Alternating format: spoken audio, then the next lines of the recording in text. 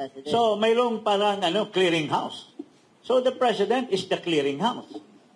Do you really think by human nature, siyempre, makikialam ang Pangulo dyan. Pipiliin niya kung sino. Kaya nga, hindi independent. So, it's a misnomer, mga kababayan. So, ito ay muro-muro lang itong na ito. It's a farce kind of commission, fact-finding. And it's an ad hoc only. Yes. Okay. So let's start off the question. So please, I will ask like a devil's advocate here. I'm not pro-administration or pro-opposition. Congressman Jing, you filed this when? With the Supreme Court? About a week ago. Tuesday last week. So, by at the pace of the Supreme Court, do you see any TRO or injunction to be issued at least before this year end? Well, I always have the belief that the Supreme Court is the bastion of justice, equity, and fairness. So, if we look at this, the ICI is still functioning. Yeah. And it might be too late, It might have wasted money of the people because of the allocation appropriated for maintaining the work of the ICI, 41 million, which was already announced by the DBM. And the duplication. Kasi po, malilito po ang Marichu. Malilito po ang mga tao kasi iimbestigahan sa ICI, nag-iimbestiga din ang Senado, nag-iimbestiga din ang DOJ, tapos dadalhin din naman sa Ombudsman. Under the powers of the Ombudsman, mga kababayan, mga friends of the media. Ang Ombudsman can, investigate motu proprio. Maski walang kaso, pagka may nakita silang certain issues involved, lalo na pag corruption, pwede nilang imbestigahan motu proprio, or meaning to say, by itself. So, there's no need for ICI kasi ang nangyayari ngayon, nag-fact-finding, tapos dadalhin din naman sa Ombudsman. According to Rimulya, ni Ombudsman Rimulya, dapat reviewin pa nila yan Kasi ang policy niya when he was DOJ Secretary, unlike before, there must be a case build-up. Kasi oftentimes in the past, pagka hindi mo tinutukan ang mga ebidensya, pagdating sa korte, nadidismiss lang. So, dapat tested na yung kanilang information na ipapile. Pulido, at it will stand the scrutiny of the court. So, yun po ang Pero kung fact-binding, gumastos na sila, tapos ibang mga sinasabi, yung si Azurin, ito si Azurin, hindi natin pwedeng bigyan ng credibility ito. Itong chief of PNP, yung nagkaroon ng raid ng 6.7 or 10 billion na pera doon sa yung kay Mayo, yung drugs. Siya ang head noon. Yung mga head niyang PIDEG at saka natanggal sa pwesto. So, why should a guy like him be the one also investigating this thing? Parang walang kredibilidad, no? Well, that's just my personal view on the matter.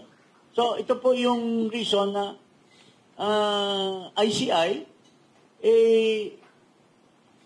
ganun ang nangyayari. Pero ang pinaka-questionable dyan is the name itself does not warrant the real purpose kasi independent body daw pero dependent. Kasi ang totoo diyan, pagka nag-imbestiga sila, dadaan pa kay Pangulong Marcos because siyang nag-create, siyang magde-decide kung sino yung yung, pwede niyang sabihin, Sir, inimbestigahan namin si Sandro. Ay, wag yan. Huwag niyo isama yan. Anak ko yan eh. Pwede niyang sabihin. Or si Romualdez. O sabihin niya, wag yan kasi, in fact, he already announced that per findings of the ICI, there was no case against Romualdez. No evidence so far. So, paano piniprejudge na? And this will be a signal to the ombudsman kasi the president is very influential eh. He can create influence to other offices. Palang gusto ng ating Pangulo eh. Huwag nating kasi baka mapulaan tayo. And so on and so forth. Kasi na ang ICI nakakasabitan ng at least 4 interim reports. Yes. And yesterday, they filed the first case on the interim report number 1, which involves the district engineers and at the highest level, si former Congressman Saldico.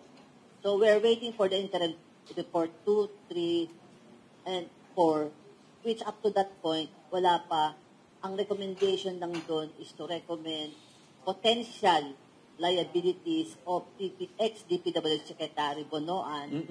Yung pa lang ang pinaka-highest. Wala pa rin doon si Speaker. Wala pa si Speaker. And wala pa yata yung mga minention ni Diskaya ng mga congressmen. Hindi, doon sa interim report number 1, na na-file kahapon, kasama si Diskaya. Kasama si Diskaya. Di pa yata kasi Southwest pala. Southwest is Diskaya. Southwest is Saldico. Southwest. Sunwest is Saldico's company. Although he mentioned that he has already divested, but I just still don't believe it. Yeah. Anyways, yung nasabi mo, sir, na kasi under the EO 94 creating the ICI will submit its report to the Office of the President. So you are saying before these cases were finalized, forwarded to the Ombudsman, it went to the Office of the President. So, mayroong parang clearinghouse. So, the President is the clearinghouse. Do you really think by human nature, siyempre, makikialam ang Pangulo dyan, pipiliin niya kung sino. Kaya nga, hindi independent. So, it's a misnomer, mga kababayan. So, ito ay muro-muro lang itong na ito. It's a farce kind of commission, fact-finding. And it's an ad hoc only. Yes, ad hoc. Kaya nga, sir, ad hoc kasi in the meantime that the legislature or Congress has yet to come out with the legislative creation. So ano naman ang view nyo dun sa proposed creation of the Independent People's Commission na under review of Congress? So long as it is established by law, the Congress is the representative of the people. So there is validity because Congress is the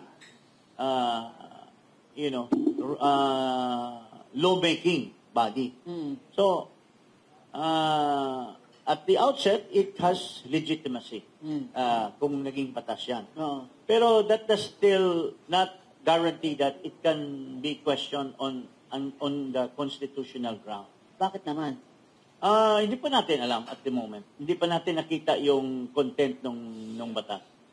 So, kasi marami namang batas na naging batas pero na-question later on it was declared unconstitutional by the Supreme